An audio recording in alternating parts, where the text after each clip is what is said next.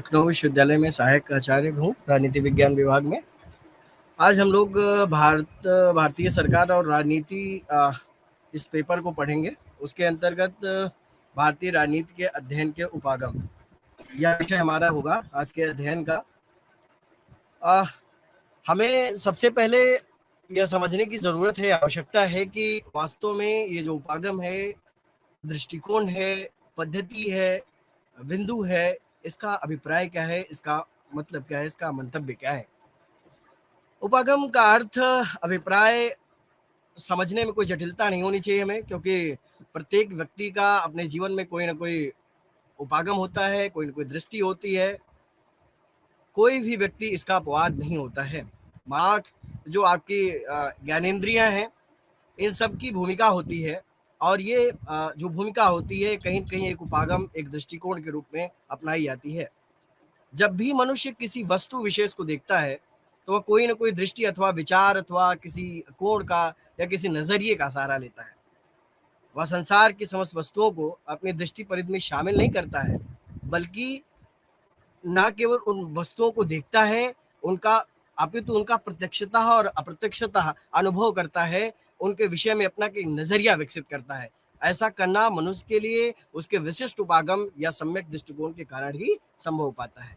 तो हमें समझना होगा कि वास्तव में जैसे मनुष्य का एक दृष्टिकोण होता है, एक नजरिया होता है, वैसे ही किसी विषय के अध्ययन के लिए हमारा एक नजरिया होता है, एक दृष्टिकोण होता है, एक उपागम होता है। वास्तव में जब हम राजनीति विज्ञान को पढ़ रहे हैं, भारतीय राजनीति को पढ़ रहे हैं, तो हम भारतीय राजनीति के संदर्भ में तथ्यों की व्याख्या और विश्लेषण कैसे करेंगे, तो उसके लिए हम क्या करते हैं, उसके लिए हम एक दृष्टिकोण का, उपागम का सहारा लेते हैं। अब हम बात करते हैं कि भारतीय राजनीति के अध्ययन के लिए कौन कौन से उपागम या पद्धति या दृष्टिकोण को अपनाया गया है, यह हमको जानना जरूरी है। तो उन भारत की आज़ादी के बाद, स्वाधीनता के बाद यदि हम चिंतन करें, मनन करें भारतीय राजनीतिक परिप्रेक्ष्य में, भारतीय राजनीतिक दृष्टि से, तो हमें ये समझ में आता है कि कुल मिलाकर के 3 महत्वपूर्ण उपागम हैं। सर्वप्रथम उदारवादी उपागम, लिबरलिस्टिक अप्रोच, मार्क्सवादी अवधारणा या उपागम दृष्टिकोण, और गांधीवादी दृष्टिकोण।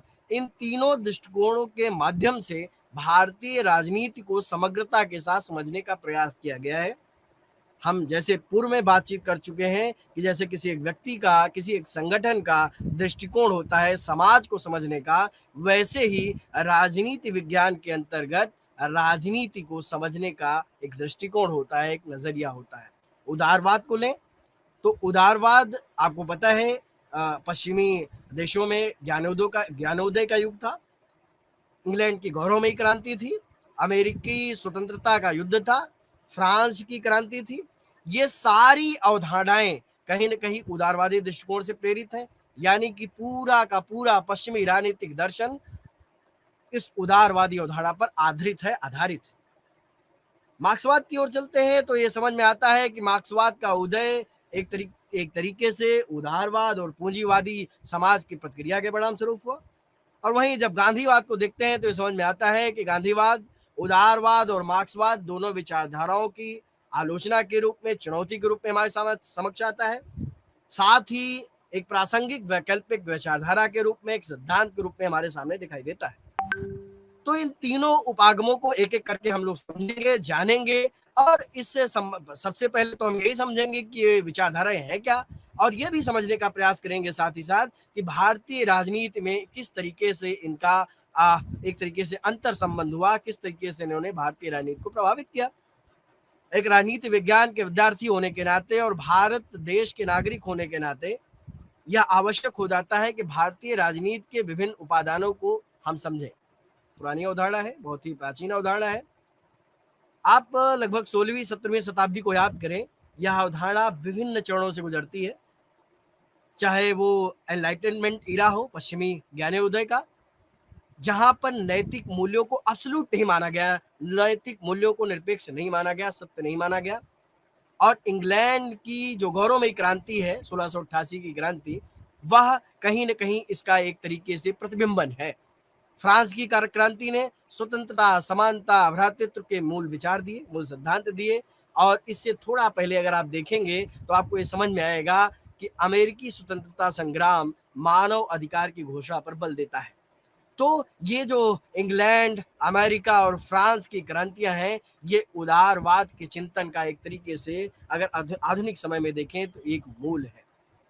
अब हमें समझने का प्रयास करते हैं कि आखिरकार उदारवाद का अभिप्राय क्या है, इसके इसे हम क्या समझें। उदारवाद का वर्णन करना अगर लास्की के अर्थों में देखें, लास्की के अर्थों में समझने का हम प्रयास करें, तो उदारवाद का वर्णन करना, उसको एक तरीके से परिभाषित करना बड़ा कठिन है, बहुत आसान नहीं है। इसे अगर परिभाषित करना है तो इसलिए कठिनता ज़्यादा है क्योंकि यह समूह के आधार पर नहीं, यह दिमाग की आदत के रूप में व्याख्यायित किया गया है। यानी कि जो उदारवाद है वो गतिशील भी है, वो लचीला भी है, उसमें एक तरीके से परिवर्तन होता रहता है। इसलिए आपको ये जानकर ये जानना चाहिए कि अगर किसी चीज़ में जल्दी-जल्दी सूक्ष्म परिवर्तन हो रहा है तो उसको ठीक-ठीक रूप से परिभाषित करना आसान नहीं होता है। दूसरी तरफ सार्टोरी की परिभाषा देखें तो कहता है कि उदारवाद को बहुत सरल ढंग से परिभाषित किया जा सकता है।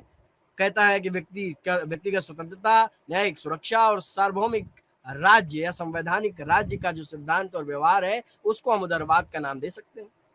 इंसाइक्लोपीडिया ब्रिटानिका की ओर जाएंगे तो कहती है कि स्वतंत्रता के प्रति प्रतिबद्धता, सरकार में एक नीति और प्रक्रिया, समाज में संगठन का सिद्धांत और व्यक्ति तथा समुदाय के लिए जीवन का जीने का ढंग, यही क्या है, ये उदारवाद।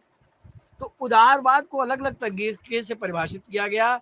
उदारवाद को समझना किसी एक परिभाषा के अनुसार अनुरूप एक तरीके से क्या कहते हैं आसान नहीं है, उसको नहीं समझ सकते। लेकिन हमको ये समझने की आवश्यकता है कि उदारवाद कुछ अपने अंदर विशेषताओं को लेकर के आता है। उदारवाद को हम सुधारों का सिद्धांत कह सकते हैं क्योंकि यह आर्थिक और राजनीतिक समस्त क्षेत्रों में सुधार की बात करता है। इसमें व्यक्तिगत स्वतंत्रता, व्यक्तिगत स्वायत्तता का सिद्धांत इसको बोला जा सकता है क्योंकि मानव व्यक्तित्व के विकास के विभिन्न पक्षों को समेटे हुए है।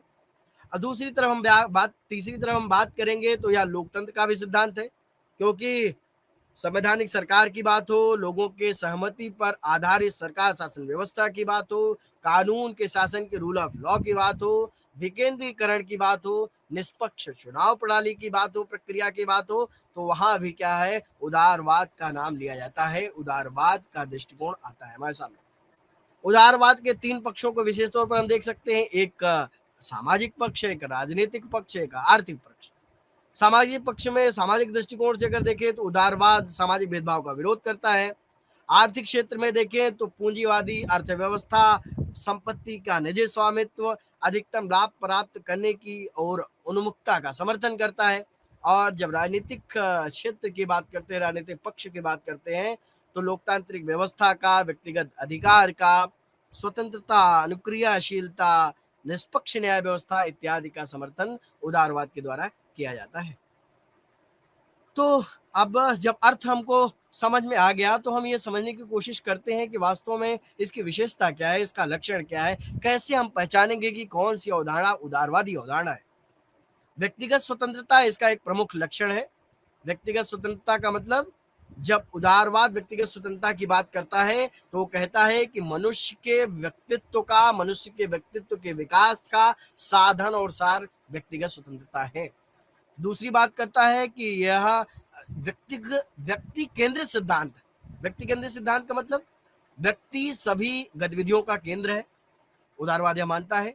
वो कहता है कि व्यक्ति सभी क्रियाविधियों का साध्य भी है और संस्थाएं, संगठन, समूह, जितनी भी चीजें हैं वो सभी क्या है, साधन है। एक लक्षण और है उदारवाद का, वो कहता है कि जो पूंजीवादी अर्थव्यवस्था है, जो मुक्त बाजार व्यवस्था है, निजी संपत्ति की व्यवस्था है, अधिकतम लाभ प्राप्त करने का जो सिद्धांत है, या उचित है या उसको जायज ठहराता है। उसके बाद उदारवाद सीमित राज्य, लिमिटेड स्टेट की वकालत करता है, यानी कि राज्य एक तरीके से सभी व्यक्ति के व्यक्तिगत जो स्वतंत्रता है, जो व्यक्ति का निर्णय लेने का अधिकार है, उस पर हर जगह राज्य का हस्तक्षेप नहीं होना चाहिए। गैर जरूरी हस्तक्षेप उसको व्यक्ति के अधिकारों में, स्वतंत्रता में नहीं करना चाहिए। आप जॉन लॉक को याद करिए। जॉन लॉक उदारवादी विचारक है और वह सीमित राज्य की अवधारणा का क्या करता है, समर्थन करता है। आप आगे देखेंगे तो आपको ये समझ में आएगा कि जो उदारवाद है, उदारवाद अंधविश्वास का विरोधी है। यानी कि आपको आप जब मिडल ईरा को देखते हैं, मध्यकाल को देखते हैं, तो आप देखते हैं कि चर्च राज्य विवाद होता है और एक तरीके से पूरा का पूरा पश्चिमी जो पश्चिमी देश है या पश्चिमी जो सभ्यता है वह अंधकार युग में दिखाई देती है। उस समय उदारवादी जो चिंतन है, उदारवादी जो दृष्टिकोण है, वह अंधविश्वास के विरोध में हमारे समक्ष आता है और यह कहता है कि जो मनुष्य है, मनुष्य विवेकशील प्राणी है, सृजना शक्ति उसके अंतर्गत विद्यमान है, वह इनोवेशन का क्या कहते हैं, एक तरीके से प्रतिमूर्ति है व्यक्ति, और उसको अंधविश्वासों के वश में, अंधविश्वासों के अंतर्गत नहीं होना चाहिए। और सबसे महत्वपूर्ण बात, जो उदारवाद है वह लोकतंत्र का समर्थक है, डेमोक्रेसी का समर्थक है। इसीलिए कई बार उदारवाद को लोकतंत्र का पर्याय मान लिया जाता है। यानी कि किसी भी देश में लोकतांत्रिक सरकार का गठन उदारवादी विचारधारा का एक बहुत बड़ी सफलता का कारक है। आपको पता है कि द्वितीय विश्व युद्ध के बाद पूरी दुनिया दो ध्रुवों में बटी हुई थी, एक यूएसएसआर और एक USA, United state of America, और रूस, जिसको आज आप रूस कहते हैं। उन विचारधाराओं में एक पूंजीवादी विचारधारा, लोकतांत्रिक विचारधारा, उदारवादी विचारधारा थी, और दूसरी साम्यवादी विचारधारा थी। दोनों के बीच में टकराहट हुई और उसके बाद आप देखते हैं कि 1990 आते आते तक फ्रांसिस फुकुयामा ने घोषणा कर दी कि जो पूरी की पूरी दुनिया है वह क्या हो चुकी है, लोकतांत्रिक हो चुकी है। End of history and last man में वो यह बातें करता है। तो कुल मिलाकर के यह माना जाए कि उदारवाद लोकतांत्रिक प्रक्रिया का समर्थक है, व्यक्तिवाद का समर्थक है, और एक विचारक है मैकगर्वन। अगर उनके शब्दों में कहा जाए तो उदारवाद लोकतंत्र और व्यक्तिवाद का मिश्रण है। अब आगे देखते हैं, लोक कल्याणकारी राज्य व्यवस्था का भी उदारवाद समर्थक है। कल्याणकारी राज्य, उदारवाद यह मानता है कि समाज सेवी राज्य है, समाज का समर्थक राज्य है। अब लिमिटेशन भी होती है किसी भी विचारधारा की, किसी भी क्या कहते हैं, अवधारणा की एक लिमिटेशन होती है, सीमा होती है। उदारवाद को ही ले लीजिए। उदारवाद एक और स्वतंत्रता का समर्थन कर रहा है जो कि उसकी मौलिक धारणा है, दूसरी ओर समानता की बात करता है। और स्वतंत्रता और समानता की एक साथ बात करना ये आपस में कॉन्ट्रडिक्शन उत्पन्न करता है कई बार। एक तरफ उदारवाद बाजार आधारित समाज की बात कर रहा है, दूसरी तरफ सभी को समान अवसर देने की भी बात कर रहा है। तो आप ये समझ सकते हैं कि बाजार आधारित जो समाज है वह कहीं ना कहीं समान अवसर की जो बात है उससे बिल्कुल कॉन्ट्राडिक्टरी है, बिल्कुल अलग है। अब एक तरफ उदारवाद संपत्ति के असीमित अधिकार की बात कर रहा है, असीमित संपत्ति का अधिकार देने की बात कर रहा है, और दूसरी ओर जो उदारवाद है वो जरूरतमंदों और बेरोजगारों की पैरवी भी कर रहा है। वो कह रहा है बेरोजगारी समाप्त होनी चाहिए, रोजगारोन्मुख वातावरण का निर्माण होना चाहिए। जब आप एक तरफ असीमित अधिकार दे देंगे संपत्ति का और दूसरी तरफ बेरोजगारी समाप्त करने की बात करेंगे तो ये भी आपस में कॉन्ट्रडिक्शन है। एक तरफ उदारवाद पूंजीवादी अर्थव्यवस्था की बात करता है और दूसरी उदारवाद समतावादी समाज की बात करता है। तो ये तो रही समाज उदारवाद की अवधारणा, क्योंकि जो उदारवादी दृष्टिकोण है उसको इस तरीके से समझना ज्यादा आवश्यक है। अब भारतीय राजनीति के संदर्भ में जब उदारवादी दृष्टिकोण को देखते हैं तो हमको तीन तत्व हमारे सामने आते हैं, एक इंस्टीट्यूशन का, एक प्रोसीजर का, इंस्टीट्यूशन मतलब संस्था, प्रोसीजर मतलब प्रक्रिया, और वह मूल्य। जब संस्थाएं, प्रक्रिया और मूल्य, तीन आधार पर भारतीय राज्य व्यवस्था का मूल्यांकन उदारवाद के द्वारा किया। हाँ, एक बात आपको एक क्लियर करनी है कि जो संरचनात्मक प्रक्रियात्मक परिप्रेक्ष्य है, स्ट्रक्चरल फंक्शनल मॉडल भारतीय राजनीति के उदारवादी दृष्टिकोण अध्ययन के दृष्टिकोण के लिए संरचनात्मक प्रक्रियात्मक जो परिप्रेक्ष्य है वह इंपॉर्टेंट हो जाता है। ये भी आपको ये जानना जरूरी है कि जो उदारवादी दृष्टिकोण है भारतीय राजनीति के संदर्भ में वह पूरी तरीके से उदारवाद के मूल्यों का ही समर्थन नहीं करता है, वह व्यवस्थावादी उपागम का भी आश्रय लेता है, वह व्यवहारवादी उपागम का भी आश्रय लेता है। तो इसलिए उदारवाद को व्यवस्थावादी उपागम, व्यवहारवादी उपागम और संरचनात्मक प्रकारात्मक जो मॉडल है, परिप्रेक्ष्य है, इन सारे को समूह में समझने की आवश्यकता है। हम जब समाज संगठन को, भारतीय समाज संगठन को देखते हैं, तो भारतीय समाज संगठन में जो सामाजिक संरचना है वो हमें पता है कि जाति के आधार पर, भाषा के आधार पर, धर्म, क्षेत्र इत्यादि के आधार पर विभाजित है। हमको पता है कि ये आपस में जितनी संरचनाएं हैं, आपस में एक दूसरे से एक तरीके से टकराव करती हैं, एक दूसरे से समन्वय भी करती हैं। इस दौरान ये जो संरचनाएं हैं कुछ कार्य भी करते हैं, जिससे कुछ प्रक्रियाएं हमारे समक्ष उभर करके आती हैं, कुछ प्रोसीजर्स उभर करके आते हैं। और जब ये संगठन के भाग आपस में टकराते हैं, आपस में समन्वय करते हैं, आपस में सहमति तक पहुंचते हैं, तो इसके फलस्वरूप एक संस्था, एक व्यवस्था का निर्माण भी होता है। तो हमें यह मालूम है कि 1947 में भारत की स्वाधीनता के बाद तकरीबन 4 दशकों तक, लगभग 4 दशकों तक यह जो दृष्टिकोण है यह प्रभावी रहा, संस्थाओं का अध्ययन प्रभावी रहा, राजनीतिक व्यवस्था प्रमुख रूप से उदारवादियों के लिए केंद्र बिंदु रही, राज्य उनके दृष्टि में नहीं रहा। हम प्रक्रियाओं की बात करें, प्रोसीजर की बात करें, दूसरे एलिमेंट, दूसरा तत्व जो है, तो हमें समझ में आता है कि जो संस्थाओं और संगठन के कार्यों का अध्ययन इसका प्रमुख उपादान है। इसके लिए वो राजनीतिक लामबंदी करते हैं, हित व्यक्तिकरण करते हैं और हित एकत्रीकरण करते हैं। जब हम संरचनात्मक प्रक्रियात्मक परिप्रेक्ष्य को पढ़ते हैं तो ये शब्द, ये बातें हमारे समक्ष आती हैं। लोकतंत्र के प्रगतिशील होने के संदर्भ में प्रक्रियाएं भी लोकतांत्रिक हुई हैं, लोकतंत्र और मजबूत हुआ है। इस भारतीय राजनीतिक व्यवस्था, उसके विकास को देखने के बाद ये चीजें हमें समझ में आती हैं। एक बात और, पॉलिटिकल पार्टिसिपेशन, राजनीतिक सहभागिता बढ़ी है, क्योंकि लोगों का राजनीतिक सहभागिता के कारण लोगों का राजनीतिकरण हुआ है भारत में। 1960 तक आप देखेंगे तो लोगों का उस तरीके का राजनीतिकरण नहीं हुआ था, राजनीतिक सहभागिता नहीं बढ़ी थी, जैसा कि 1960 के दशक के बाद शुरू हुई। एक तरीके से 1960 का दशक भारतीय राजनीति में एक 10 वर्षों के बाद एक परिवर्तन का युग था, जहां पर जनतंत्रीकरण की प्रक्रिया को बल मिला, उसको बढ़ावा मिला। सामंतवादी जो व्यवस्था थी उसका एक तरीके से तिरोहण हुआ, उसका समापन हुआ। स्वतंत्रता और समानता के समावेशन के साथ यह प्रक्रिया एक तरीके से शुरू हुई। आगे थोड़ा बढ़ते हैं तो हम देखते हैं कि 1970-80 के दशक में विभिन्न राजनीतिक आंदोलनों का उदय होता है, नागरिक सामाजिक संस्थाओं का उदय होता है, बहुसांस्कृतिक लोकतांत्रिक व्यवस्थाएं हमारे सामने प्रकट होती हैं और वह भी उदारवादी तत्व के प्रक्रियात्मक मूल्य को एक तरीके से सबल बनाती है। तीसरा, जब हम मूल्य की बात करते हैं तो मूल्य के अंतर्गत स्वतंत्रता, मानवाधिकार और समानता, यह 3 मुख्य तत्व आते हैं। वास्तव में जब हम देखते हैं तो उदारवाद क्या करता है, उदारवाद केवल व्यक्तिगत स्वतंत्रता की बात करता है, व्यक्तिगत हितों की बात करता है।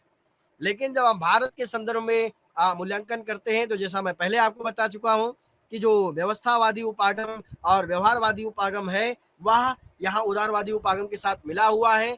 तो यहाँ पर केवल व्यक्तिगत अधिकारों की बात उदारवाद नहीं करता है, अपितु वह समाज को जब हम समझेंगे, देखेंगे, तो हमको ये समझ में आता है कि जो भारत की राजनीति है, भारत की राजनीतिक व्यवस्था है, उसके संदर्भ में व्यवस्थावादी अवधारणा का जो एक तरीके से अंतर संबंध स्थापित हुआ, वह डेविड स्टन और जेम्स कोलमैन के 1950-60 के दशक में जो अवधारणात्मक प्रयोग था विकासशील देशों के लिए, उससे जोड़ करके हम देख सकते हैं। स्वतंत्रता के पश्चात कई विचारक इस उपागम का प्रयोग भारतीय राजनीति के अध्ययन के लिए करते हैं। उसमें सबसे महत्वपूर्ण नाम रजनी कोठारी का है। रजनी कोठारी की एक पुस्तक है जिसे हमें पढ़ना चाहिए, भारतीय राजनीति। इसका एक प्रमुख उदाहरण है, वह फंक्शनल जो सिस्टम है, कार्यात्मक व्यवस्था है, उसका अनुकरण करती है। इस पुस्तक के माध्यम से कोठारी ने 1950-60 के दशक को कांग्रेसी सिस्टम, कांग्रेस व्यवस्था के रूप में विभाजित किया है, वर्गीकृत किया है। यह बहुत ही उल्लिखित टर्म है, कांग्रेस व्यवस्था। कांग्रेस व्यवस्था का अभिप्राय हमें समझना चाहिए। कांग्रेस व्यवस्था का मतलब उस समय पूरे देश की राजनीतिक व्यवस्था पर कांग्रेस का प्रभुत्व था, इसलिए पूरे के पूरे राजनीतिक व्यवस्था को ही कांग्रेसी व्यवस्था का नाम रजनी कोठारी के द्वारा दिया गया। 1970 तक आते-आते अनेक विद्वानों ने अपने शोध में, अपने रिसर्च में इस उपागम का प्रयोग किया, दृष्टिकोण का प्रयोग किया। उन्होंने राजनीतिक व्यवस्था में राजनीतिक दलों का जाति, धर्म, भाषा, नेतृत्व, चुनाव, दबाव समूह इत्यादि को शामिल किया। Richard Nixon, Paul R Brass, Iqbal Narain ये ऐसे नाम हैं जिन्होंने उदारवादी उपागम को यथास्थान अपने-अपने शोधों में प्रयुक्त किया है। जब हम 1970 के बाद उपागम में उदारवादी उपागम में परिवर्तन देखते हैं, राज्य की अवधारणा का प्रयोग पहले से समझते हैं कि जो राज्य की अवधारणा है उसका प्रयोग करने से उदारवादी बचते हैं। लेकिन जोया हसन जो जिन्होंने भारतीय राजनीतिक व्यवस्था पर बड़ा काम किया है, उन्होंने राज्य की वापसी के को संदर्भित करते हुए इस विषय पर बल दिया है। वो भी एक उदारवाद का पुट उनके भी विचारों में मिलता है। उदारवादी अवधारणा के परिवर्तित क्षेत्र को अगर भारतीय राजनीति के समक्ष संदर्भ में देखेंगे तो हमको 3 महत्वपूर्ण चीजें दिखाई देती है। एक सिविल सोसाइटी, नागरिक समाज, बहुसंस्कृतिवाद और सामाजिक पूंजी यानी कि सोशल कैपिटल की अवधारणा। नागरिक समाज का मतलब अगर हम भारतीय राजनीति के संदर्भ में देखें तो नागरिक समाज राज्य और परिवार के बीच में एक तरीके से एक जोड़ का काम करती है और यह भारत जैसे लोकतांत्रिक देश में बहुत ही महत्वपूर्ण स्थान रखती है। जब हम दूसरी तरीके से बात करेंगे बहुसांस्कृतिकवाद की तो हमें पता है कि भारत एक मल्टी कल्चरल स्टेट है जहाँ पे अलग-अलग संस्कृतियां हैं, अलग-अलग भाषाएं हैं, अलग-अलग पहनावे हैं। तो जब इस प्रकार के देश में बहुसंस्कृतिवाद के देश में तमाम समूहों के अलग-अलग पहचान और अधिकार के वाले देश में हम अध्ययन करेंगे तो हम बहुसंस्कृतिवाद के पुट को भी बिंदु को भी देखने का प्रयास करेंगे। इस संदर्भ में भिखु पारेख और गुरप्रीत महाजन का जो अध्ययन है वो बड़ा इंपॉर्टेंट हो जाता है। 1990 तक आते-आते सामाजिक पूंजी की जो अवधारणा है, सोशल कैपिटल की अवधारणा है, वह विभिन्न समुदायों के बीच संबंधों के जानने के लिए प्रयुक्त की जाने लगती है। इस संदर्भ में आप जो भारत के बाहर के विचारक हैं रॉबर्ट पुटनम, डी टॉकवेली और भारत में आशुतोष वार्ष्णेय इन सब के अध्ययन को आधार बना सकते हैं, इन सब के अध्ययन को देख सकते हैं। इसके बाद उदारवादी अवधारणा को समझने के बाद भारतीय राजनीति में इसके प्रयोग के बाद दूसरी इकाई दूसरे बिंदु की ओर चलते हैं, दूसरी अवधारणा की ओर चलते हैं जिसे हम सामान्य तौर पर मार्क्सवादी दृष्टिकोण कहते हैं, मार्क्सवाद कहते हैं। मार्क्सवाद सामान्य तौर पर समाज को जानने समझने का मार्क्सवादी तरीका है। मार्क्स के फॉलोअर्स ने जो विचारवाद में दिए, जो नौ मार्क्सवादियों ने दिए, उन सारे विचारों के समुच्चय को एक तरीके से मार्क्सवादी विचारधारा कह सकते हैं। मार्क्सवाद एक दर्शन भी है, एक फिलॉसफी ही है जो अपने तरीके से विश्व को बदलने की बात करता है। यह एक दृष्टिकोण है जो चेंज की मांग करता है, जो परिवर्तन की प्रक्रिया का वाहक है, उसको चाहता है, सामाजिक बदलाव लाना चाहता है, राजनीतिक समझ विकसित करना चाहता है। इस दृष्टिकोण को कई सारे विद्वानों ने अपने-अपने कृतियों में, अपनी-अपनी रचनाओं में, अपने-अपने विचारों में प्रयोग किया है। Karl Marx, Friedrich Engels, Lenin और माओ ये कुछ ऐसे विचारक हैं जो मार्क्सवाद के मूल के रूप में जाने जाते हैं। अब जब हम मार्क्सवाद को समझने की बात करते हैं तो हमको कुछ मान्यताओं को, उसकी कुछ महत्वपूर्ण जो बातें हैं उसको समझ लेना जरूरी है, क्योंकि किसी भी अवधारणा को अप्लाई करने से पहले, उसके व्यवहारिक प्रयोग से पहले हमको यह जानना ज्यादा जरूरी है कि वास्तव में उस अवधारणा का अभिप्राय क्या है, उस अवधारणा का मतलब क्या है। मार्क्सवादी ये मानते हैं कि दुनिया में कुछ भी अपने आप नहीं होता है। हम अपने चारों ओर जो कुछ भी देखते हैं, समझते हैं, उन सारी चीजों का प्रभाव हमारे ऊपर पड़ता है, यानी कि कारण और प्रभाव का संबंध। उत्पादन के साधन की बात करते हैं जिसकी चर्चा हम आगे करेंगे। उत्पादन की जो ताकतें होती हैं प्रभाव का निर्माण करती हैं। फिर वो कहते हैं कि वास्तविक विकास सदैव भौतिक होता है, आर्थिक होता है। हमको पता है कि जो मार्क्सवादी दृष्टिकोण है उसमें आर्थिक तत्व तो बड़ा महत्वपूर्ण होता है, इंपॉर्टेंट होता है। आर्थिक घटक व्यक्तिगत और सामाजिक जीवन दोनों के लिए इंपॉर्टेंट है, ये मार्क्सवादी बोलते हैं। वो कहते हैं कि जो मनुष्य है, मनुष्य इतिहास में पैदा होता है परंतु वह इतिहास में रहता नहीं है, वह धीरे धीरे चेंज लाता है और इतिहास को क्रिएट करता है, इतिहास को बनाता है। सामाजिक वर्ग, विशेष रूप से विरोधी वर्ग, अपने संघर्ष के माध्यम से तथा क्रांति की प्रक्रिया के माध्यम से आगे को बढ़ता रहता है, वो स्टेटस को की स्थिति में, यथास्थितिवाद की स्थिति में नहीं रहता है। मार्क्सवादी ये भी मानते हैं कि क्रांतियों का अर्थ केवल सामान्य बदलाव नहीं है। क्रांति का मतलब है पूर्ण बदलाव, समग्र परिवर्तन, कंप्लीट चेंज, पूरी व्यवस्था में पूरी तरीके से परिवर्तन। वर्ग समाज का परिणाम होते हैं, होने के कारण जो राज्य है एक वर्ग संस्था है, क्लास सोसाइटी है, एक क्लास इंस्टीट्यूशन है, या निष्पक्ष नहीं है, न्यायपूर्ण नहीं है, राज्य का ढांचा धीरे धीरे समाप्त हो जाएगा। ये सेंटेंस से आपको क्या समझ में आता है? इससे आपको यह समझ में आता है कि जो राज्य है, जो स्टेट है, उसको मार्क्सवादी नहीं मानते हैं, राज्य की आलोचना करते हैं। अब हम एक एक करके जो मार्क्सवाद है, जो मार्क्सिज्म है, उसके जो प्रमुख सिद्धांत हैं, उनको सामान्य उनके विषय में अपनी समझ विकसित करने का प्रयास करेंगे। हमने द्वंद्ववाद का नाम सुना होगा, डायलेक्टिक अप्रोच का नाम सुना होगा, डायलेक्टिक मेटलिज्म का नाम सुना होगा। मार्क्सवाद के संदर्भ में जब द्वंद्ववाद की बात होती है तो हमको ये समझ में आता है कि द्वंद्ववाद विकास की एक पद्धति है, जिसके अनुसार विकास की प्रक्रिया 3 चरणों से होकर के गुजरती है: वाद, प्रतिवाद और संवाद, थीसिस, एंटीथीसिस एंड सिंथेसिस। इतिहास और समाज के निरंतर विकास के कारण द्वंद्वात्मक जो पद्धति है उसकी आवश्यकता है। यानी कि जो समाज है, जो इतिहास है, वह क्या है? निरंतर गतिशील है, आगे को बढ़ता रहता है। जब मार्क्सवादी बात करते हैं तो कहते हैं कि जो वाद है वो पूंजीवाद है, प्रतिवाद यानी कि सर्वहारा का अधिनायकत्व है, और संवाद क्या है? अल्टीमेटली हमें प्राप्त क्या करना है? तो हमें साम्यवाद प्राप्त करना है, इनको कम्युनिज्म प्राप्त करना है। आप एंजल्स के एक एग्जाम्पल की ओर जाइए। एंजल्स कहता है कि जैसे गेहूं में जो बीज होता है, बीज क्या है? बीज एक तरीके से जो जब आप बीज आप करते हैं तो संवाद है। जब थीसिस की बात करते हैं तो कहता है कि जब आपका जब गेहूं बड़ा होता है उसमें बाल आती है। जब बीज डालते हैं आप खेत में, तो उसमें क्या होता है कि क्रियाशीलता होती है, और जो बीज होता है, बीज एक तरीके से नष्ट हो जाता है, और बीज के नष्ट होने के बाद अंकुरण होता है, और धीरे धीरे वह पौधा एक बाल के रूप में विकसित होता है। फिर जो अनाज उत्पन्न होता है, और उस बीज को फिर से पुनः हम बोते हैं, और वह प्रक्रिया निरंतर चलती रहती है। मार्क्सवादी कहते हैं कि वाद, प्रतिवाद और संवाद की प्रक्रिया यह निरंतर चलती रहेगी, इसमें रुकावट नहीं आती। इसमें रुकावट तब आएगी जब साम्यवाद की स्थिति प्राप्त कर लेंगे, जो अल्टीमेटली गोल मार्क्सवाद का है। दूसरा जो सिद्धांत हम समझते हैं वह ऐतिहासिक भौतिकवाद का सिद्धांत है। ऐतिहासिक भौतिकवाद का मतलब इतिहास की आर्थिक व्याख्या। भौतिकवाद का मतलब यहाँ अर्थ से भी आर्थिक जो बेस उससे ले सकते हैं।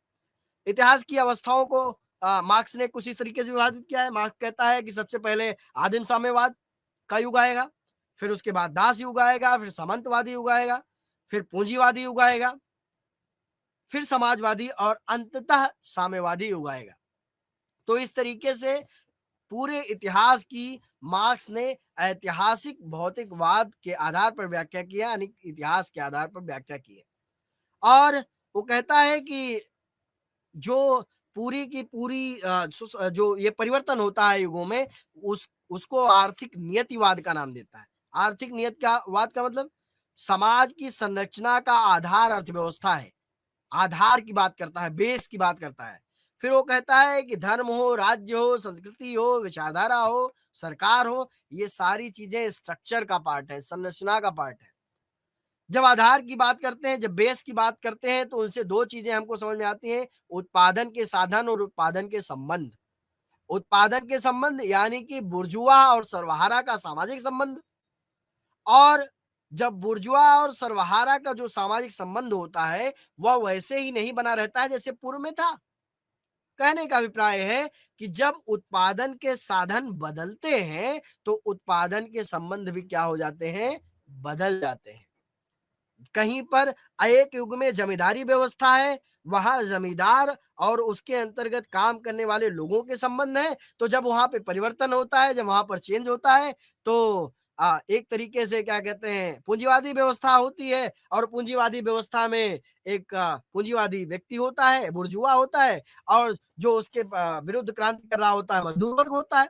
तो उत्पादन के साधन बदलने के साथ साथ उत्पादन के संबंध भी क्या हो जाते हैं, चेंज हो जाते हैं, बदल जाते हैं। और वो कहते हैं कि समाज में दो वर्ग सदैव विद्यमान रहते हैं, और उन दोनों वर्गों के बीच में क्या होता है, संघर्ष होता रहता है, संघर्ष चलता रहता है। मार्क्सवादी कहते हैं राज्य शोषण का अंतर है, पूंजीपतियों की कार्य समिति है, यानी कि मैं पूर्व में बता चुका हूं आपको कि वो राज्य का विरोध करते हैं। एक और अवधारणा, एक और सिद्धांत, वो अतिरिक्त मूल्य के सिद्धांत की बात करते हैं मार्क्सवाद। अतिरिक्त मूल्य का मतलब क्या हुआ?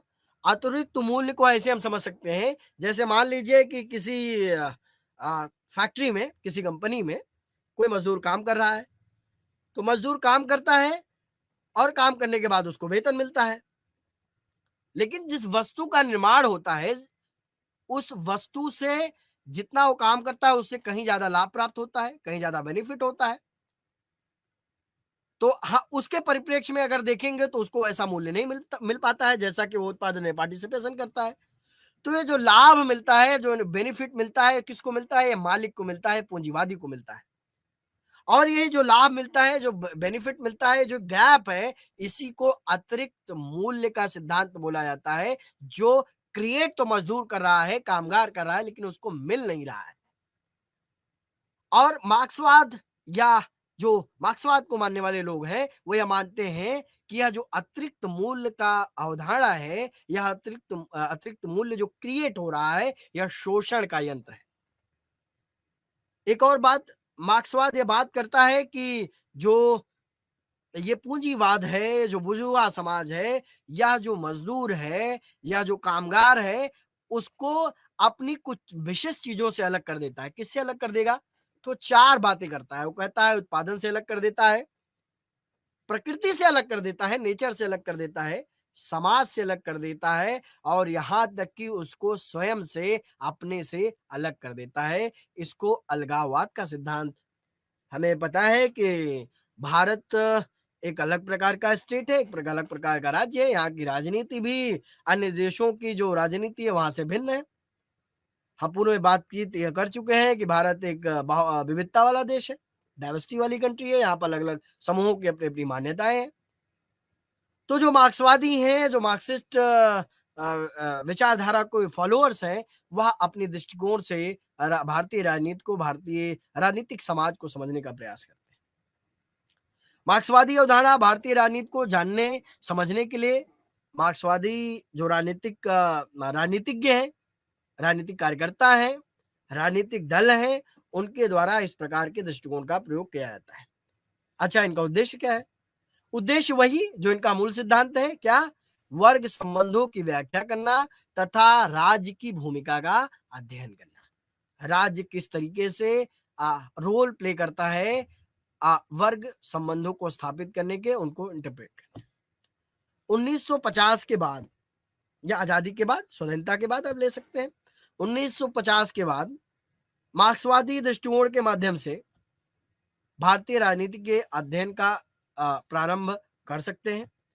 लेकिन 1980 तक आते आते जो नव मार्क्सवादी विचारधारा है, उसका भी प्रयोग प्रारंभ हो जाता है। इसमें एक बड़ा नाम रणजीत गुहा का है, जो ग्रामसी से प्रभावित थे। ग्रामसी एक नव मार्क्सवादी विचारक के तरीके से माने जाते हैं।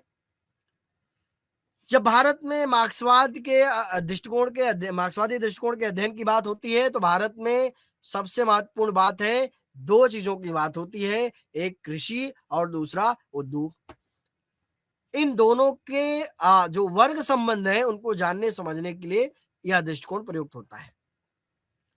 इसके साथ साथ कई विचारक बाद में जो मार्क्सवादी दृष्टिकोण को थोड़ा शिथिल करते हैं, वो संपूर्ण अर्थव्यवस्था के परिप्रेक्ष्य में भी इस दृष्टिकोण को अपनाते हैं, जानते हैं। भारतीय राजनीति में आप कई बार देखेंगे जो क्लासिकल मार्क्सिज्म है, जो मार्क्सवाद है, उसको एक तरीके से इग्नोर करके समाज है, जो राजनीति है, उसके गैर आर्थिक पहलू को भी महत्वपूर्ण स्थान दिया गया है। मार्क्सवादी विचारक जब आप देखें तो कृषि क्षेत्र में वर्गों की पहचान करते हैं।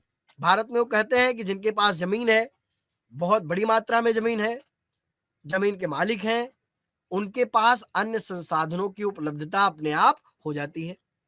फिर वो कहते हैं कि कुछ लोग ऐसे हैं जो जमीन पर काम करने वाले हैं, गरीब हैं, जिनके पास अपनी खुद की जमीन नहीं है। वो वो कैसा वर्ग है? वो ग्रामीण गरीब वर्ग है, छोटा वर्ग है, भूमिहीन किसान है, जो आश्रित है। किसके ऊपर आश्रित है? जिनके पास जमीन है, जिनके पास संसाधन है।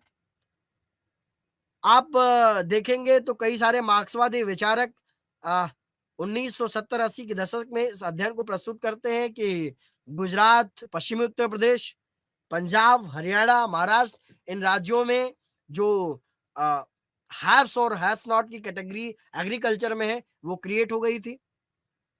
बाद में इसी का आश्रय लेकर के आप देखते हैं कि जो मार्क्सवादी है, स्वाधीनता के बाद ही भूमि सुधारों का समर्थन करते हैं।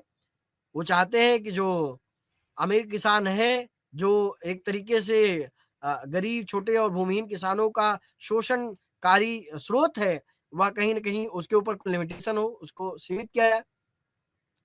हाँ, एक बात हमको ये समझना ज़रूरी है कि मार्क्सवादी किसान और कृषक में अंतर करते हैं। वो कहते हैं कि किसान वो है जिसके पास बड़ी जोत है, जिसके पास संसाधन उपलब्ध है, और कृषक वो है जिसके पास बहुत छोटी जोत है या भूमिहीन है और बहुत गरीब है, जिसके पास थोड़ी बहुत जोत है और उससे उसका खर्चा बहुत आसानी से नहीं चल पाता है। तो आप एक सुनील सेन हैं, माजिद सिद्दीकी हैं, गिरीश मिश्रा हैं, इन सभी लोगों ने जो ये किसान आंदोलन है, इसका अध्ययन मार्क्सवादी दृष्टिकोण से किया। मजदूर वर्ग का दूसरा जो वो है कि मजदूर वर्ग के आंदोलन का अध्ययन भी मार्क्सवादी दृष्टिकोण से मार्क्सवादी करते हैं।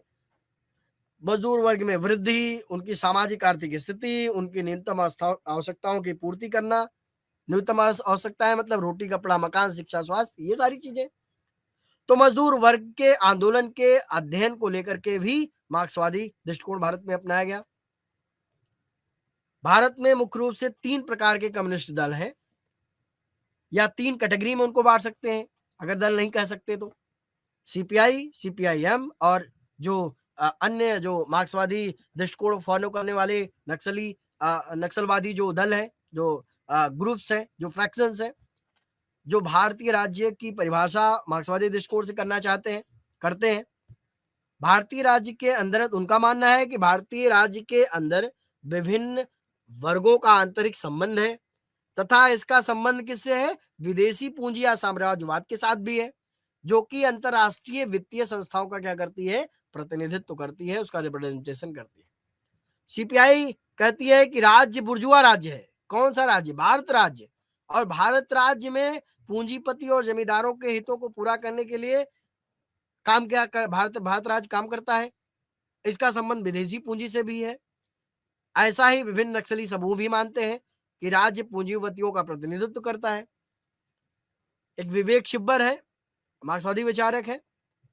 विवेक छिब्बर लॉक्ड इन प्लेस जो उनकी एक पुस्तक है, उसमें वो चर्चा करते हैं कि नेहरू काल में भारतीय उद्योगपति औद्योगिक नीतियां बनाने में हस्तक्षेप करते थे, यानी कि वो राज्य प्रायोजित विकास के पक्ष में नहीं थे। पूंजीवाद और बाजार नियमित विकास चाहते थे। कौन चाहता था? उद्योगपति चाहते थे। और वो किसके ऊपर दबाव डाल रहे थे? उस समय की सरकार के ऊपर, उस समय की राजनीतिक व्यवस्था के ऊपर दबाव डाल रहे थे। लेकिन हम धीरे-धीरे यह पाते हैं कि वर्ग राजनीति के मार्क्सवादी दृष्टिकोण को गैर मार्क्सवादी विचारकों ने भारतीय परिप्रेक्ष्य में क्या कर दिया? खारिज कर दिया। क्यों कर दिया? क्योंकि उनका मानना है कि जो भारतीय राजनीतिक व्यवस्था है, भारतीय राज्य है, भारतीय राज्य व्यवस्था की जो बुनावट है, वह वैसी नहीं है कि इसमें बहुत ज़्यादा वर्ग संघर्ष की गुंजाइश है। वह ये ज़रूर मानते हैं कि संगठित क्षेत्र है, लेकिन वो ये मानते हैं कि संगठित क्षेत्र में मजदूरों की संख्या बहुत कम है और अर्थव्यवस्था का बहुत छोटा हिस्सा है। हमें यह समझना चाहिए कि जहाँ पर अर्थव्यवस्था का बहुत छोटा हिस्सा किसी भी प्रक्रिया में संलग्न है, या ये मान सकते हैं कि जो वर्ग संघर्ष की स्थिति उत्पन्न हो या वर्ग संघर्ष की स्थिति बहुत व्यापक स्तर पर फैले, ऐसा भारतीय राजनीतिक परिप्रेक्ष्य में जो गैर मार्क्सवादी विचारक हैं, उनको यह चीज़ दिखाई नहीं देती है। इसमें एक बड़ा नाम रुडोल्फ एंड रुडोल्फ का है, वो इन परस्यूट ऑफ लक्ष्मी में इस प्रकार का विवेचन करते हैं और ये मानते हैं कि भारत में राज्य की केंद्रीय भूमिका है और भारत में वर्ग संघर्ष का होना बहुत कठिन है, बहुत आसान नहीं है। तो इस प्रकार बहुत सारे विचारक मार्क्सवाद भारत में भारतीय राजनीति में मार्क्सवादी दृष्टिकोण को नकारते हैं, उसको स्वीकार नहीं करते। अब हम तीसरी यूनिट की ओर चलेंगे, गांधीवाद, गांधीज्म। भारतीय राजनीति को समझने का एक और तरीका, एक और दृष्टिकोण, एक और उपागम।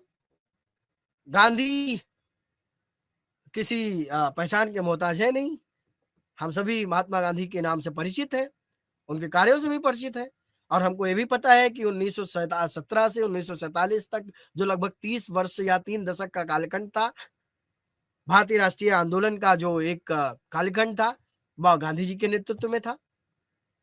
हम गांधी जी को एक विचारक मान सकते हैं, एक चिंतक मान सकते हैं, एक सामाजिक वेत्ता मान सकते हैं और ये मान सकते हैं कि उस समय जो अधिकांश मान्यताएं थी, अधिकांश सिद्धांत थे, उनको गांधी जी ने चुनौती प्रस्तुत की। उनके और सबसे महत्वपूर्ण बात, गांधी जी ने केवल चुनौती प्रस्तुत नहीं की, गांधी जी ने उनके संभव और युक्त विकल्प भी प्रदान किए। उन्होंने यह केवल समस्याएं चिन्हित करके छोड़ नहीं दिया। इसीलिए गांधी जी के द्वारा प्रतिपादित सिद्धांत को गांधीवाद के नाम से हम मानते हैं, जानते हैं। लेकिन अब चलते हैं गांधी जी को, विचारों को जानते हैं।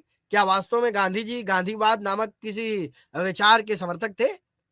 गांधी कहते हैं गांधीवाद नामक कोई चीज नहीं है और ना ही मैं अपने बात किसी संप्रदाय को छोड़ जाना चाहता हूं। गांधी कहते हैं कि मैं इस बात का दावा भी नहीं करता हूं कि मैंने किसी नए सिद्धांत को प्रतिपादित किया है। मैंने तो गांधी कहते हैं कि मैंने तो केवल शाश्वत सत्यों को अपने नित्य प्रति जीवन में अपने समस्याओं पर अपने ढंग से लागू करने का प्रयास किया है और मैंने जो भी कार्य किए हैं, जो भी समितियां बनाई हैं, जो भी परिणाम प्राप्त किए हैं, वो अंतिम नहीं है, क्योंकि कोई भी चीज की जाती है वो अंतिम होती ही नहीं है।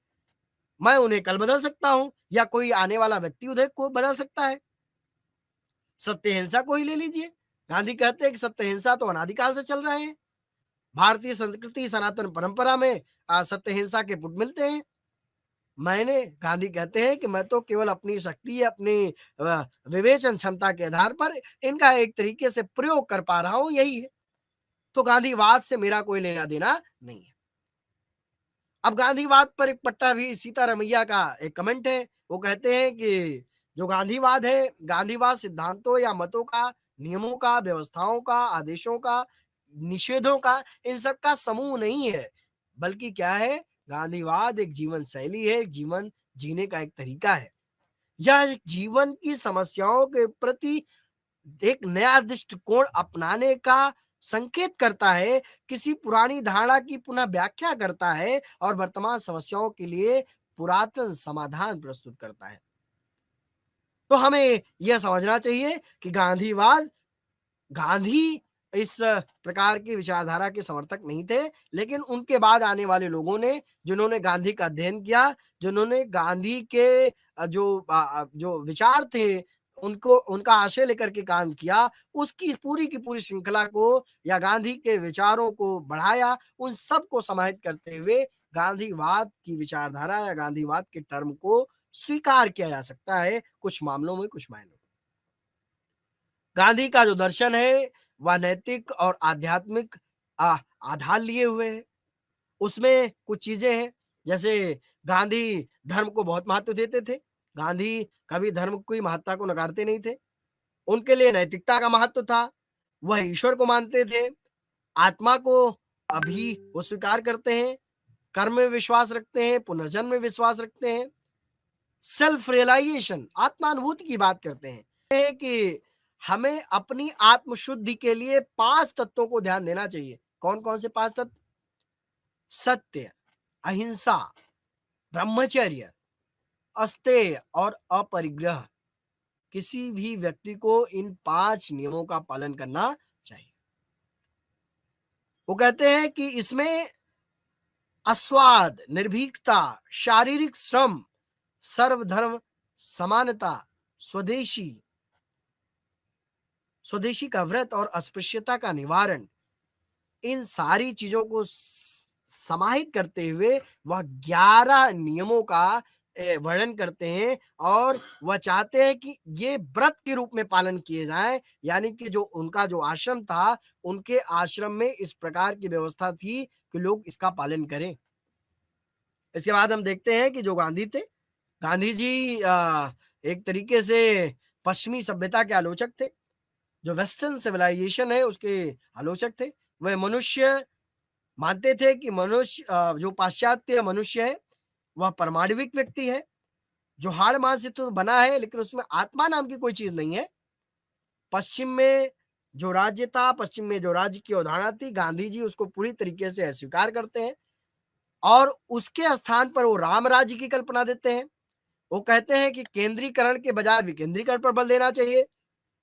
भौतिकवाद, पूंजीवाद और औद्योगिकी के स्थान पर स्वदेशी को बल देना चाहिए, कुटीर उद्योग को बल देना चाहिए, ट्रस्टीशिप के सिद्धांत को बल देना चाहिए। उनके लिए जो पश्चिमी राज्य है वह हिंसा का साधन है, वह हिंसा का प्रतिनिधित्व करने वाला राज्य है, जो एक तरीके से आत्मा रहित मशीन है, जिसके अंदर सोल नहीं है, जो निर्दयी है, जो हिंसक है। गांधी अराजकतावादी दार्शनिक के रूप में भी हमारे सामने आते हैं। वो राज्य को स्वीकार तो करते हैं किंतु तभी तक जब तक इसकी आवश्यकता हो। अराजकतावाद का मतलब एनार्की फैलाना नहीं। अराजकतावादी जो दर्शन है वो एक विचारधारा है। अराजकतावाद का मतलब हुआ राज्य को अस्वीकार करना। व्यक्ति के अराजकतावाद ये मानता है कि जो राज्य है वह व्यक्ति के विकास में क्या है, बाधक है। तो इसलिए गांधी अराजकतावादी थे। गांधी अहिंसक राज्य के समर्थक है। गांधी नॉन वायलेंस के समर्थक है, वो हिंसा का समर्थक नहीं है। वो चाहते हैं कि लोगों की सहमति और समाज में लोगों की एकता पे आधारित राज्य व्यवस्था हो। गांधी जी का मानना है कि राजनीतिक और आर्थिक दोनों रूप से विकेंद्रीकरण होना चाहिए, डिसेंट्रलाइजेशन होना चाहिए। विकेंद्रीकरण का अर्थ मतलब शक्ति का प्रत्येक स्तर पर स्थानांतरण। जो व्यक्ति स्थानीय इकाई से प्रारंभ होकर के शिखर तक जाता है, इसमें सभी शक्तियां नीचे से ऊपर की ओर चलती हैं, आरोही क्रम में चलती हैं। सत्ता की बात लें, अथॉरिटी की बात लें तो गांधी जी कहते हैं कि जैसे व्यक्ति है, व्यक्ति, गांव, उसके बाद स्थानीय या प्रांतीय सरकार, फिर उसके बाद केंद्रीय या राष्ट्रीय सरकार। वो कहते हैं कि जो शक्ति है, जो पावर है, वो कहां से जानी चाहिए, व्यक्ति से जानी चाहिए। किसकी ओर जानी चाहिए, केंद्र या केंद्रीय राष्ट्रीय सरकार की ओर जानी चाहिए। गांधी के राम राज्य की मूल अवधारणा स्वराज है, विकेंद्रीकरण है, अपना शासन है, व्यक्ति का अपना शासन है। और यह जो शासन है, यह जो व्यक्ति का अपना शासन है, वह अपने स्वयं के लिए भी और अपने पड़ोसी के लिए, दोनों के लिए क्या है, बाधक नहीं है। आर्थिक विकेंद्रीकरण, कुटीर उद्योग, ग्राम अर्थव्यवस्था, आत्मनिर्भर ग्राम अर्थव्यवस्था, ये चीजें क्या है, एक दूसरे से जुड़ी हुई हैं। गांधी जी की गांधी जी स्वदेशी की अवधारणा की भावना का समर्थन करते हैं। वो कहते हैं कि हमको किसी भी वस्तु को बहुत दूर से नहीं मंगाना चाहिए, बहुत दूर से उसका आयात नहीं करना चाहिए। हमको अपने पड़ोस में जो वस्तु उपलब्ध है उसका अधिकतम प्रयोग करना चाहिए। इससे क्या होगा, इससे ये होगा कि जो हमारे उद्योग हैं वो पुनर्जीवित होंगे, हमारे उद्योग ज्यादा सशक्त होंगे। गांधी जी की एक और अवधारणा है ट्रस्टीशिप की अवधारणा, न्यस्तता का सिद्धांत। गांधी जी कहते हैं कि जो लक्ष्य है, जो न्यस्तता का सिद्धांत है, उसका लक्ष्य क्या है, उसका लक्ष्य है श्रम व पूंजी के मध्य मधुर संबंध स्थापित करना। सारी संपत्ति को पूरे समुदाय की संपत्ति घोषित करके गांधी जी पैरवी करते हैं कि रोजगार देने वाला, जो रोजगार देता है, वह सब लोग, चाहे वो पूंजीपति हो, चाहे उद्योगपति हो, वह सभी अपने संपत्ति के ट्रस्टी हैं, न्यासी हैं। उनके अनुसार उन्हें उतने पैसे का अधिकार है जितने में उनकी आवश्यकताएं पूर्ण होती हैं, जैसे कि अन्य कर्मचारियों की आवश्यकताएं पूर्ण होती है। गांधी जी के लिए कोई व्यक्ति स्वामी नहीं है, मालिक नहीं है। सभी काम करते हैं, सभी कामगार हैं। और गांधी जी ये भी कहते हैं कि मालिक का जो लाभ है, उस पर केवल मालिक का, स्वामी का अधिकार नहीं है, उस पर पूरे की पूरी कम्युनिटी का, समुदाय का अधिकार है।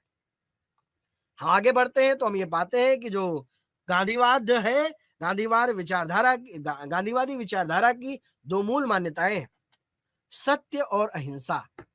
गांधी जी मानते हैं कि जो सत्य है, जहां सत्य है वहां ईश्वर है। और नैतिकता क्या है? नैतिकता इसका आधार है। गांधी जी कहते हैं कि जो अहिंसा है, अहिंसा प्रेम और उदारता की पराकाष्ठा है। गांधी जी के अनुसार अहिंसक व्यक्ति किसी को भी मानसिक अथवा शारीरिक कष्ट नहीं पहुंचाता है।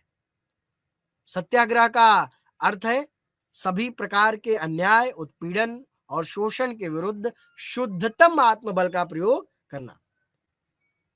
वो कहते हैं कि व्यक्तिगत पीड़ा सहन करके अधिकारों को सुरक्षित करने और दूसरे को चोट नहीं पहुंचाने की विधि क्या है? सत्याग्रह है। वो कहते हैं कि सत्याग्रह की उत्पत्ति उपनिषदों में देखी जा सकती है, बुद्ध महावीर की शिक्षाओं में देखी जा सकती है, टॉलस्टॉय और रस्किन सहित अन्य दार्शनिकों के ग्रंथों में देखी जा सकती है। गांधी जी का और अवधारणा का प्रयोग करते हैं, सर्वोदय का। सर्वोदय का मतलब सभी की प्रगति, सभी का हित। सर्वे भवन्तु सुखिनः, सर्वे सन्तु निरामया, सर्वे भद्राणि पश्यन्तु। ये जो विचार है भारतीय सांस्कृतिक परंपरा का, भारतीय सनातन परंपरा का, उसको आत्मसात करते हुए गांधी जी सर्वोदय की अवधारणा प्रस्तुत करते हैं। विशेष तौर पर जो रस्किन की पुस्तक है अनटू दिस लास्ट, उससे वो प्रेरित थे इसके संदर्भ में। फिर गांधी जी साधन और साध्य की पवित्रता की बात करते हैं। वो कहते हैं दोनों एक सिक्के के पहलू हैं। जैसे आप लोग जानते होंगे कि पश्चिमी जो विचारक है मैकियावेली कहता है कि साध्य को प्राप्त करने के लिए जरूरी नहीं कि साधन की पवित्रता हो, साधन कैसा भी प्रयुक्त हो, हमको क्या प्राप्त करना है? साध्य प्राप्त करना है। गांधी जी इसको मना करते हैं। गांधी जी कहते हैं साध्य और साधन दोनों की पवित्रता जरूरी है। अब साध्य और साधन की पवित्रता जरूरी है, वह उनके इस कथन से आप समझ सकते हैं। वो कहते हैं कि हमको किसी भी तरीके से ऐसा स्वराज नहीं चाहिए जिस पर हिंसा के दाग हो, जो रक्तपात का शिकार हो। वो कहते हैं मेरे लिए स्वराज से पहले अहिंसा है। यानी कि गांधी जी के लिए साध्य और साधन दोनों ही उतने ही महत्वपूर्ण हैं। अब हम भारतीय राजनीति में गांधीवादी दृष्टिकोण को देखते हैं तो हमें पता है कि भारत की पूरी राजनीति, भारत की पूरी राजनीतिक व्यवस्था गांधीवादी दृष्टिकोण पर आधारित है। भारतीय राजनीति में गांधीवादी अवधारणा का प्रयोग पुनः आप रजनी कोठारी को देखें करेंगी। और रजनी कोठारी भारतीय राजनीति में गांधीवादी अवधारणा का प्रयोग जिस अवधारणा का उन्होंने पहले उदारवादी व्यवस्थावादी उपागम का पहले प्रयोग किया था, उसके विरोध के लिए वो करती हैं। लोकायन की स्थापना करते हैं और वो कहते हैं कि लोकायन एक गांधीवादी समाजवादी संगठन है। रजनी कोठारी ने पहले व्यवस्थावादी उपागम का प्रयोग किया, हम लोग उदारवादी उपागम में पढ़ चुके हैं। और उदारवादी उपागम के साथ साथ भारतीय राजनीति को समझने के लिए क्या था, फिर 4 दशकों के बाद जब उसमें परिवर्तन हुआ तो रजनी कोठारी को लगा कि जो राज्य है, भारतीय राज्य है, भारतीय राज्य के अंतर्गत आत्मा नहीं है, भारतीय राज्य गैर मानवीय होता जा रहा है। और भारतीय राज्य को मानवीय दृष्टिकोण से अध्ययन करने के लिए हमको कोई दूसरा अप्रोच अपनाना पड़ेगा, हमको कोई दूसरा दृष्टिकोण अपनाना पड़ेगा।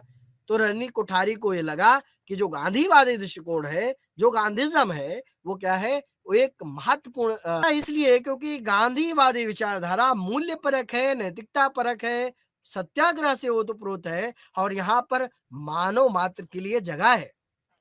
भारतीय राज्य का चेहरा जो कोठारी को गैर मानवीय लग रहा था, वह क्या है?